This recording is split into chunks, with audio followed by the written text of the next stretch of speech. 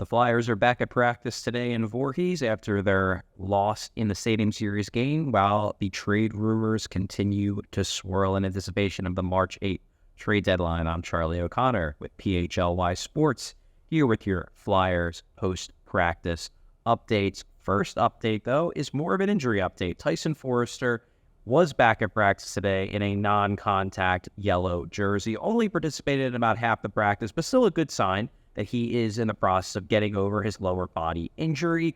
Unclear whether he'll be available for Wednesday's game. My guess is that they may give him a little bit extra time to heal up for the two games this weekend. They only have the one game during the week. They only have the Wednesday game against the Chicago Blackhawks in Chicago. It's a surprisingly light week for the Flyers after a really busy schedule, basically since the turn of the calendar year.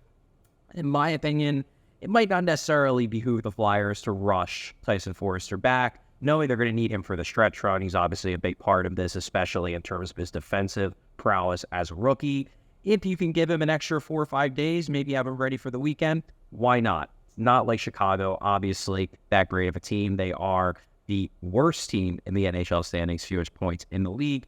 However, that does play into why John Tortorella is a little bit worried about this game. He actually said it after the Stadium Series 6-3 loss to the Devils on Saturday that he'd scare the shit out of him this coming Chicago game. He elaborated on a little bit today after practice. Basically that, look, everybody knows Chicago is not that great of a team, but Tortorella said they play hard. They're in games. They don't win a lot of games, but they're in games. And he's just a little bit worried that coming after the Stadium Series game with all the pomp and circumstance, as he referred to it as today after practice, the Flyers need to get back in the right frame of mind, get back into pure regular season mode without it being an event. And the Blackhawks may not be that great of a team. However, they're not going to give the Flyers a free ride on Wednesday. The Flyers need to be ready to go. And Tortorella worked the Flyers really, really hard today in practice. He had a really long chat with them midway through practice after they switched ice services. Called out a few players. Sean Couturier, then after practice, he was one of them. That John Tortorella said to a few guys in front of the group,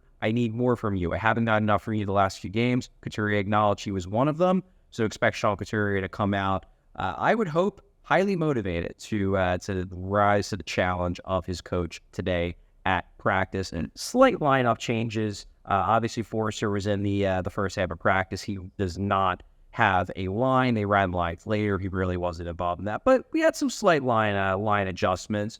Noah Cates appeared to be centering the third line. Ryan Paley pushed over to the wing along with Garnet Hathaway. We'll see if that sticks for Wednesday's game against the Blackhawks. You had Morgan Frost now with Joel Farabee and Travis Konechny, and Cam Atkinson up with Sean Couturier and Owen Tippett on the presumptive top line. We'll see again if those line combinations stick for Wednesday's game. But just some slight tweaks there. Now on to the trade rumors. Sean Walker is the player who's going to be in trade rumors pretty much until March 8th, as long as the Flyers don't up and re-sign him to a contract extension before then. But his name is going to be thrown around a lot. And what you saw this morning were a few reports. Elliot Friedman, Jeff Marek talked about it on their 32 Thoughts podcast.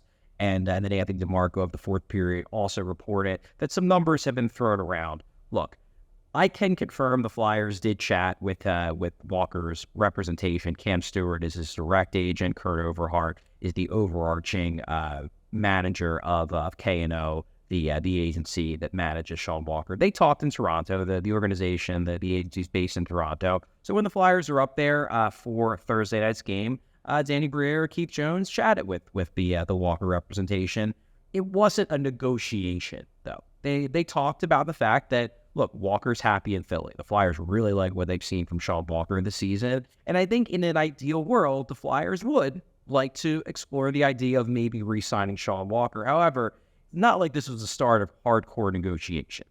Both sides probably threw out some general numbers. My understanding from the people I've talked to is that Sean Walker's camp views Sean Walker is a guy who maybe could get upwards of $5 million on the open market. They look at someone like Rasmus Ristolainen and they say, hey, we think Sean Walker's a better player than Ristolainen. Now, maybe that Ristolainen contract that Chuck Fletcher gave him a few years ago was an overpay then and is now, so maybe it's not the best comparable if you're talking about building a good hockey team. However, I understand why the Sean Walker camp might say, hey, if you're paying him 5.1, why not Sean Walker? the Flyers, if they were to consider the possibility of re-signing Sean Walker, would certainly want to pay him less.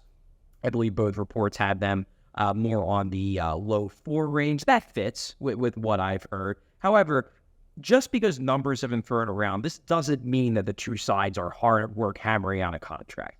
This is mostly, in my mind, Danny Briere getting a read on if we decide to pivot towards maybe re-signing Walker. What might it cost? What realistically might the number be?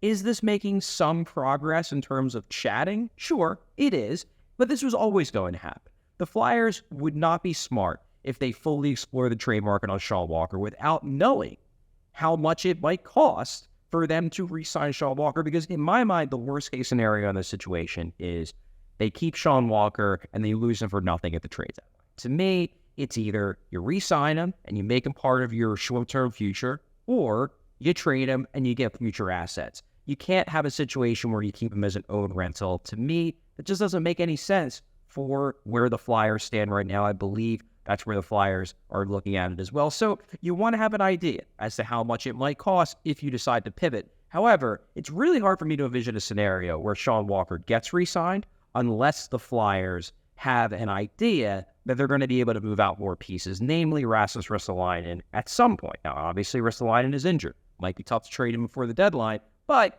if they have a pretty good idea they'll be able to move him in the offseason, maybe trading Sean Walker makes some sense. But if you're keeping Ristolainen, or if you're not sure you're going to be able to move Ristolainen, I don't know where Walker really fits.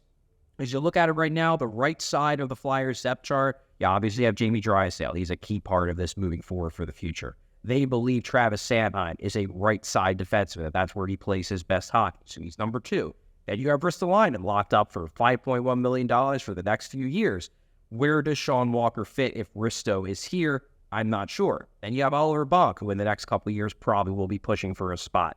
If Ristolainen's moved, though, or you think you can do that, maybe a shorter term for Sean Walker, thinking, 2-3 years, somewhere in that 4.5 range. Maybe it could make sense. Again, as this idea of it being a bridge to Oliver Bonk. But there would have to be other shoes to drop. So what I'll say is that I'm not saying that these reports are wrong. Based on the people I've talked to, the two sides did have conversations in Toronto when they chatted with Walker's representation.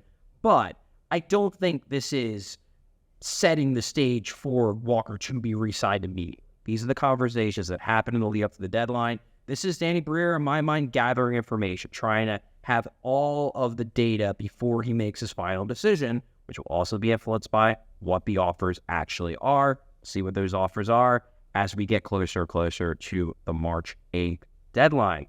I've been Charlie O'Connor with PHLY Sports. Thanks for watching. Thanks for listening. And we will have our live in studio show today around 3 p.m. to talk all Flyers, break down the Stadium Series loss, and set up the next few weeks of craziness as we head into the March 8th trade deadline. Thanks, everybody. We all silly like the mayor.